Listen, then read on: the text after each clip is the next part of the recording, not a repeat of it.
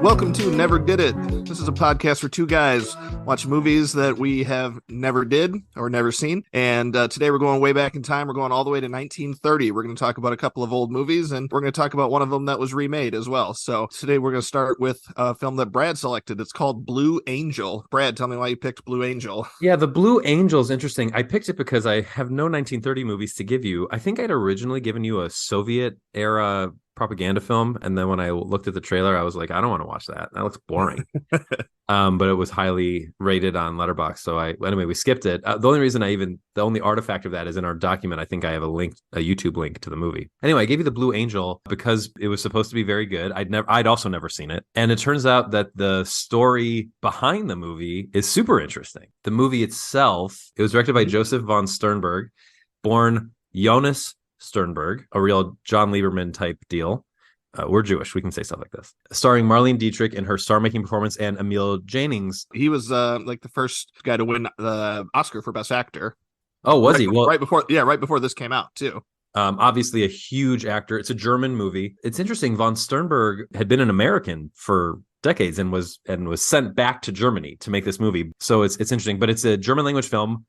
And it also isn't. You can find on the Internet Archive an English language version of this movie. It's the exact same movie with the characters struggling in most cases to speak English, with the exception of Dietrich, who's a very fluent natural English speaker. It's about not bumbling, but like a kind of schlubby but well-respected professor whose students hate him for the most part, and he hates them. And he learns that they've been going to what amounts to like a burlesque club. He learns they've been going there, and he wants to bust them for going. He finds this because he's found a photograph of their top attraction, and he's clearly drawn to it.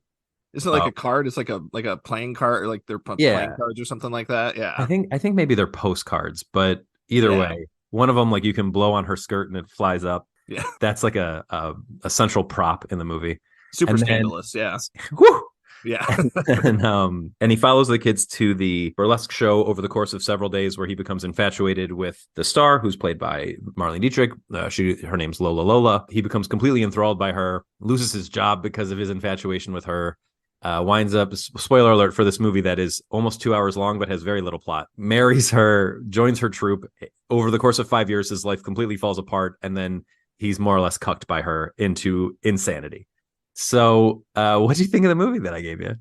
I liked this movie, and I'm glad you used the word insanity, because I'm like, gosh, this is pretty wild for a movie that's this old. I didn't realize that they were making movies that were this unusual, I guess, at this time, because it gets by the end, I mean, it's pretty nutty by the end of the movie, where he ends up going crazy and attacks her, and he's really just lost it by the end of it. I mean, just the humiliation that he has to go through, and what he becomes by the end of the movie. I mean, I think it's a really good performance from Jannings. And I watched the German version. I assume that you watched the German version as well. I did. I watched the German version first, and then I watched the English version.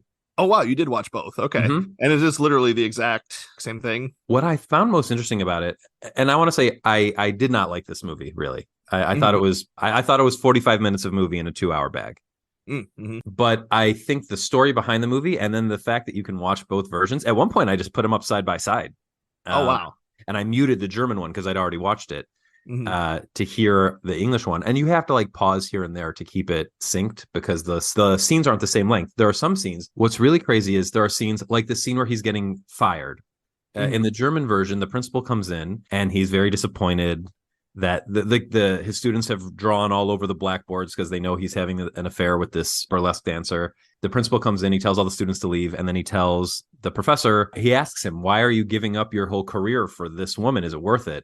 And then at the end, he just says, like, I'm very sorry, I have to report this. In the English version, I have a feeling that this principal character or actor didn't know English very well, because he just looks at the professor, doesn't say anything, walks out, and then struggles through saying, I must ask for your resignation. And that's it. That's the whole scene. Oh wow. So the scenes that are just between the professor and Dietrich, they're both pretty comfortable with English. Dietrich, again, if you've seen like Witness for the Prosecution, you know she's a brilliant English speaker, was a brilliant English speaker, so she has no problems.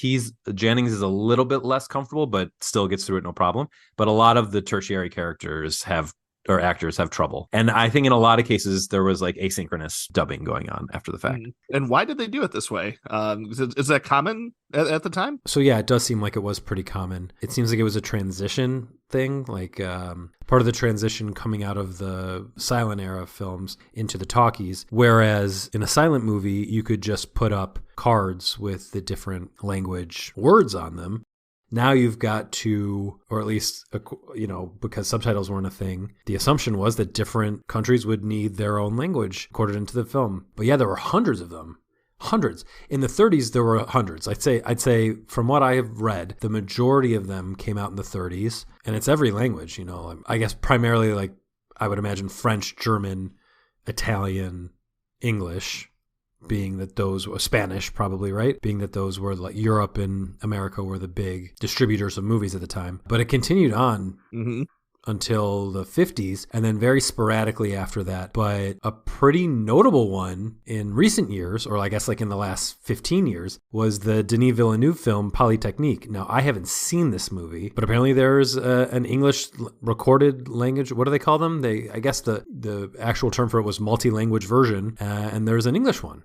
I've never seen either of the English or the French Canadian Polytechnique, but maybe when Dune 2 finally comes out, we can both do one of our bonus episodes ranking Villeneuve movies, and this can be a part of it. It's a wild way to make movies. The English language version was released for American audiences. Oh, definitely, yeah. And then it was lost for a long time, and it was re-released, I forget at which film festival, in 2008. So that's how we're able to watch it now, which is very cool. But yeah, I thought, while I didn't like the movie, I did think it was interesting that it's clearly pretty influential. Like, I was getting major Nightmare Alley vibes watching it, both versions. It's a very similar, like, fall from grace type of story, except in that the professor's not a bad dude to start. I mean, he's really a tragic figure. He is, and that's where I certainly liked the movie much more than you did, because I'm always drawn to those stories, and I'm not sure what that says about me. Maybe do I relate to these stories? I don't know if we have time to get in. How much time do you have to get into that on this podcast? I'm not your therapist. Yeah, I don't think this is really the appropriate venue, but I've always those stories always really I'm drawn to those, and I really liked that about this, because this is he's just a regular guy. I mean, he's not a bad guy. He doesn't deserve any of these things that are happening to him, and I really felt for the guy when he's getting humiliated like that at the end. He's getting eggs crushed on his head, and he just he can't take it anymore, and he loses it. So he's getting eggs crushed on his head by the magician, master of ceremonies. He's being forced to crow like a rooster, which started right after he married her. You could see him starting to like loosen up, but also like lose what made him. And then she kind of cheats on him, or at least cheats on, and is at least very openly flirtatious with other men. I mean, and you can assume that that's maybe part of her job, or maybe just part of who she is. Either way, I mean, doesn't work for him. I think what didn't resonate with me was, why did she want him in the first place? Because she wasn't using him for money. In fact, she wound up having to take care of him. So what benefit was having, like, she calls him handsome, but when she called him handsome, I thought she was lying. How did you interpret them getting together in the first place? That one I had a bit of a hard time with that too. I think I just kind of so the movie can happen, basically. So the movie can happen. I wasn't sure they really explained that very well. Definitely a weak point in the movie there. Speaking of weak points, I don't think that you would have to necessarily call this a weak point, but it did shock me a little. He wakes up in her apartment holding a baby doll that's in blackface. At first you think it's just like a black baby with and even if it was just this, it's pretty surprising. It's a black baby with like a grass skirt on. You're like, oh, but it has white ears. So it's like, oh, so this baby's in blackface. And then I was like, why is that? Oh, right. Pre-World War II Germany. Okay. Yep. And then we're going to talk a lot about pre-World War II Germany today.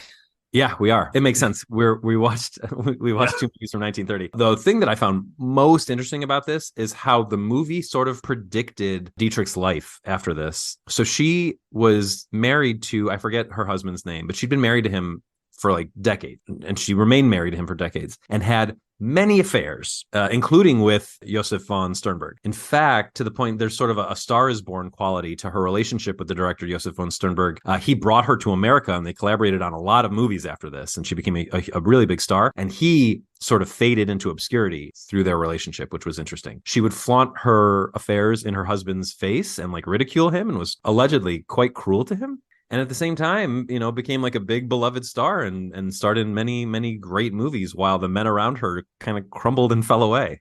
And Jannings had complained in the making of this movie that he wasn't given enough to do and that she really outshined him. She did. There's no doubt about that. Yeah. Yeah. So I find all that stuff really interesting, even if I didn't find the movie itself particularly. I think there was too much of the time I just didn't understand what was going on. Like, why was he allowed back there? Why was she interested in him? None of that sat with me.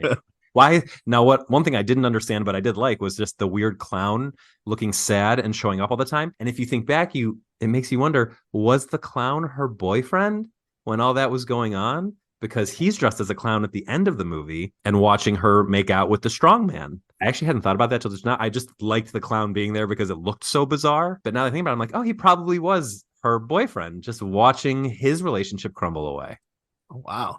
Maybe it's a 3.5-star movie, not a 3-star movie. There you go. That's happened to us before on this podcast. Yeah. Okay. So speaking of all the other pre-World War II stuff in Germany, do you want to talk about All Quiet on the Western Front? I am anxious to talk about All Quiet on the Western Front. So tell me why you gave me 1930s All Quiet on the Western Front. Of course, I haven't seen a ton of movies from 1930. In fact, looking at my letterbox, the two that we're talking about today are the only two feature-length movies from 1930 that I've seen. But I also happen to think that All Quiet on the Western Front is great. I think it's one of the early highlights, and it's one of the early Best Picture winners. It was the third winner for Best Picture, and I think it's one of the ones that holds up from the early days really, really well. It's a very, very famous book. It's the most widely read German novel ever published, and I think it's a great movie. I think it's one of the best war movies I think I've ever seen. It's very anti-war. I also thought it was great.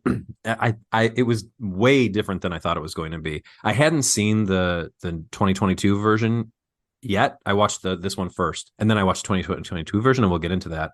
But I thought that this would be more like the 2022 version in that I didn't realize it was an American movie. And it's not just an American movie. It's like really an American movie where like these are good old boys down from the soda shop and really like exaggerated acting. I don't know if this was in general the style of acting at the time. I imagine it might have been. Yeah. They're not naturalistic performances. They're like, gee whiz, guys, we're really in the shit. I mean, then they don't say Yeah. like, we're really in trouble, boys.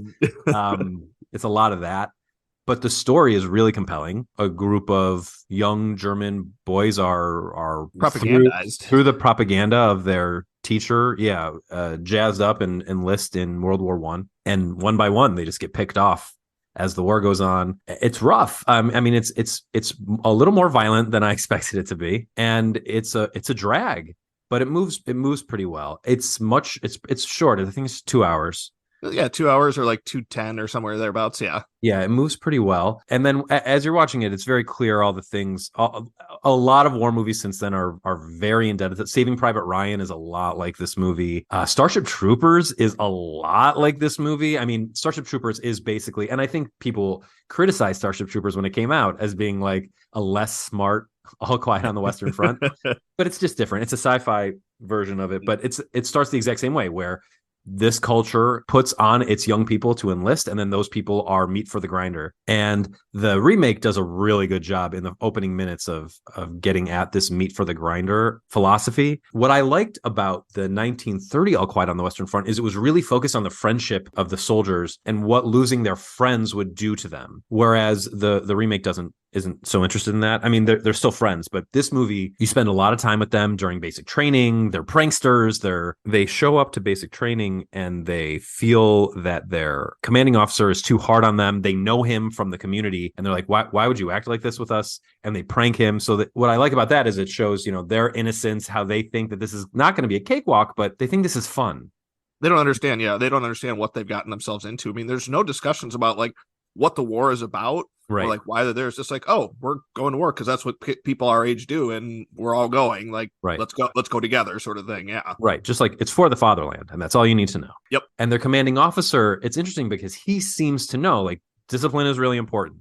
And then later in the film, he comes back and you see for him, discipline was for the sake of respect and discipline, and he doesn't know how to fight, and he's terrified more so than the now very jaded star of the film. Paul is the main character in both versions. The thing that's most interesting, I think, about, aside from the friendship piece, about the original that we don't get in the remake, is when Paul goes home on leave. Yeah, I really noticed that scene when I rewatched it. It had been a little bit since I'd seen the original version, and yeah, there's that scene where he goes back home. He gets a little bit of leave, and he goes back home, and he's talking to some school children, who are the same age that he was when he went over there, and he basically tells them, it's like, it's terrible. War is not what their same teachers like. It's not what he's telling you it is. And the kids turn on him like immediately because they've been already conditioned to think that it's again for the father, and they call him a coward, and they basically run him out of the class. That's hard to watch, those young kids who really have no idea what's going on, and to see Paul trying to warn them like, look, this isn't what you think it is. This isn't what you've been told it is. And then there's another scene that was really just again shocking, kind of hard to watch, is when he's on leave and he's having a beer with his dad and some of his dad's friends, and they're talking about like the strategy of the war and what we have to do to win the war, and Paul's just like, oh my god, you guys have no idea. Like, you haven't. And one of them says to him, it's like, oh well, you're out on the front lines, you don't understand like the strategy behind this because you're on the front lines. You don't understand. Like, they're telling him he doesn't understand. And it's just, there's a number of like really, really great little scenes like that. And it's just a great movie. It's really good. There is some shocking violence in this movie. There's a scene where an action scene, there's quite a few action scenes. Beautifully done. Really interesting what they were able to do for the time. I mean, look, even the silent films had massive epic battle scenes. So not surprising, although surprising when you're coming from a 2023 perspective. There's a scene where a guy gets blown up while holding barbed wire, and then all that's left is his severed hands. And I was like, oh my God, I can't believe that's in this movie. And there are analogs to that in the remake, much more grisly ones, like a guy who's all that's missing is his hands draped over barbed wire, or a guy whose torso is in a tree. I mean, really gnarly stuff where I was like, this is their umaga to the original. So I love that you laugh every time I say it. So there's that. And then, just the leaf stuff is interesting because it plays into Paul's alienation from society and how he's just so jaded when he comes back. His only friend who's remaining dies in his arms. He has no idea. He carries his dead body, not knowing it for, I don't know, miles maybe. Yeah. I'm actually not going to spoil the final scene because I think the final scene of the original is really, it got me much more than the final scene of the remake. Even though I think the remake is a more engaging movie overall, the final scene of the original is really heartbreaking. And I'm not going to spoil it at all. I think people should just see it. Yeah, it definitely works the way the entire movie was told. I mean, that was the right ending to have for that character and for the way that movie had been told. It's a great ending. I think it's maybe one of the great endings, one of the great like final shots. Yeah. For sure. Let's talk about the remake real quick. So, or maybe not real quick. I've got quite a few things to say. I've seen some. Well, I can talk about the middle one real quick. There are 3 versions of this movie. There's one that was made in the late 1970s. It was actually made by Delbert Mann with Ernest Borgnine in the elder military role, one who's good friends with Paul. Yeah. Ernest Borgnine and Delbert Mann made Marty, which is a great movie. This remake of All Quiet on the Western Front is not. It won a bunch of like TV awards and Emmys or whatever. I don't understand why. I mean, I don't know if it was a slow year for TV movies or what was going on, but this movie, it's a lot like the 1930 version, just in terms of dialogue and the scenes. I mean, it's a lot of the same stuff, and I watched them really close together. So, I mean, there's some that are just like word for word exactly the same. The scenes are just presented in a different order.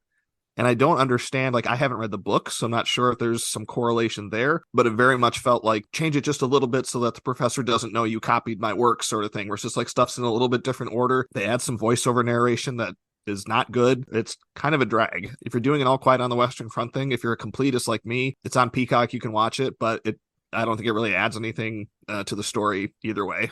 I was really glad I read your review of it on Letterboxd, which was basically a very short version of the things you just said. Because I was like, it's got Richard Thomas and, like you said, Ernest Borgnine, Donald Pleasance, Ian Holm, Patricia Neal. What an amazing cast. I'm not going to be watching it. But what I did watch was Netflix presents All Quiet on the Western Front 2022. And holy crap, that one was real rough. This movie reminded me much more, whereas the original influenced the movies we mentioned, this one I feel has been influenced by movies that have come since then. Like I got major Come and See vibes from the new one, because Paul in this version undergoes a transformation much like the main character in Come and See, where at the beginning of the movie they're bright-eyed and by the end of the movie they look like they're 50 years older than when they started. And whereas the other movie was more interested, the 1930 version was more interested in the themes of alienation from your country when you fight and die for your country, and alienation from your family and friends, this movie was much more interested in just the meat to the grinder, war will destroy you, especially in that it starts with who you think is your main character, who dies immediately, and all of his possessions are repurposed for other soldiers, including Paul, who gets his jacket. That scene where he walks and he's like, oh, I think this uniform belongs to somebody else. It's got their name on it. And the guy looks at it and goes, oh, it must have been just too small. Happens all the time. And he just rips that name tag off there and just throws it on the ground in that pile of names down there. And that's right away in the beginning. And, that's the meat to the grinder thing right there. He's just ripping off those name tags and giving that, dead man's clothes over to another person. Yep. And Paul doesn't get it. He has no idea, he's just walking. He's like, oh yeah, it was probably too small. And it doesn't even occur to him. Right. The one thing I missed, because we spent that time doing that, and I'm glad we did. Look, I'm glad we have two very different movies. But one thing that I thought was missing was I did not so much feel Paul's friendship with that group that he came with, because we didn't spend nearly as much time with them before the war. They're right into it. He's getting his gear for the war the first time we see him. Mm-hmm. Or not the first time, but 5 minutes after we meet him. Yeah. So when his first friend dies in the trench and he cries, I buy it because that's what the movie's telling me, but I don't feel it in the same way that I felt it in the original.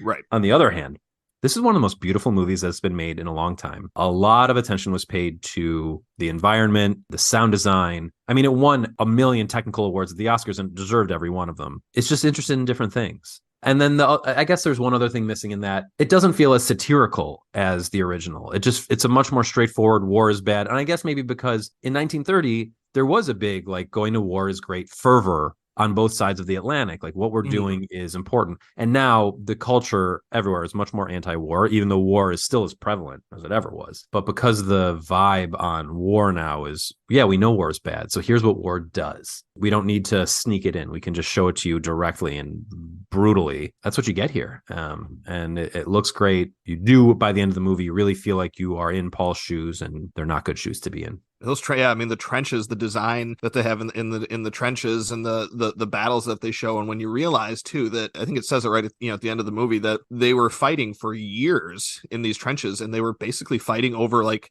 a couple 100 feet of territory. It's like it's mind-blowing that people sent them out there to do this. And one of the things the new movie, the 2022 version does that the 1930 version doesn't, is it shows the negotiations between the lead, which I thought was really interesting. Had Daniel Bruhl from what's his name, Everything. Inglorious Bastards, Civil War. Oh, Zemo. Yeah, his name was Zemo. Zemo. That's what. Yeah, I was thinking of. It's got him where they're doing the negotiations, which are just really interesting to see, because you don't see a lot of war movies doing that. That's kind of a part that they leave out, and it's really interesting to see how they negotiate with them, and how they're just treating just treating the soldiers like disposable. I don't remember another war movie that did that, and they're just such cold, callous in the way that they deal with that, and that was hard to watch after the next couple, and especially with the way the French deals with it. It was like, nope, we're just going to keep on, slaughtering your guys until, you surrender, basically.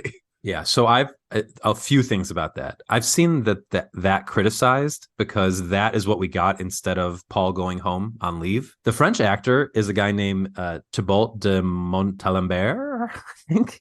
I love him. He's one of the main characters in this French TV show called Call My Agent, about movie star and TV agents in France. It's a great show. He's a pretty slimy dude in that show, and he plays, look, you can say what you want about the character he plays. It's a real life general whose name I forget, but he basically won the war for Europe. So based on a very important historical figure. I also thought that was great. Just like you said, it was interesting because the original movie is interested in alienation, and this movie was interested in meat for the grinder. And what was the meat for the grinder?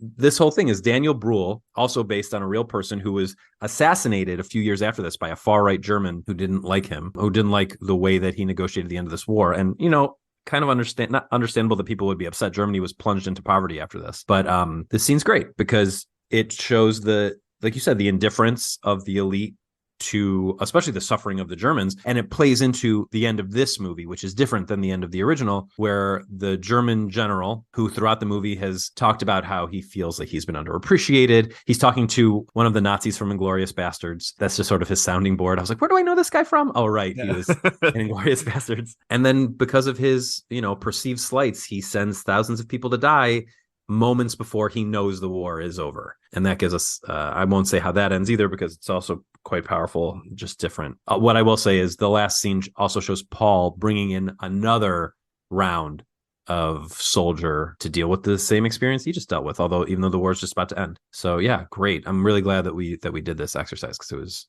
fascinating. Yeah, it's two similar, and the story obviously is very similar, but it's two very different ways to tell it. And I think they're both effective. Both really good. The 2022 version ranked really highly on my best of the year list, and the 1930 version ranks really highly in my list of 1930s movies that I've seen. Just less. A little bit less, but that's Right. okay. Yeah. Same. So it's four for me. It's 4 stars for the original, 5 star, five stars. I think five or 4.5 stars for maybe 4.5 stars for the new one. I've gone 5 for both of them. I think they're both classics. Very cool. So we'll be back next week with 1992. See you then. Mm-hmm. If you want to know what is coming out next week, go to our Letterboxd profile. You can find me at Brad Garoon on Letterboxd. I think Jake, you're Jake Ziegler on Letterboxd. Yep, it's Jake_Ziegler. And both of us have pinned to our profiles our Never Did It podcast list. You could also just search for the Never Did It podcast list. And the 2 movies that will be discussed on next week's episode are always at the top of that list. So check that out. And thank you for joining us for Never Did It.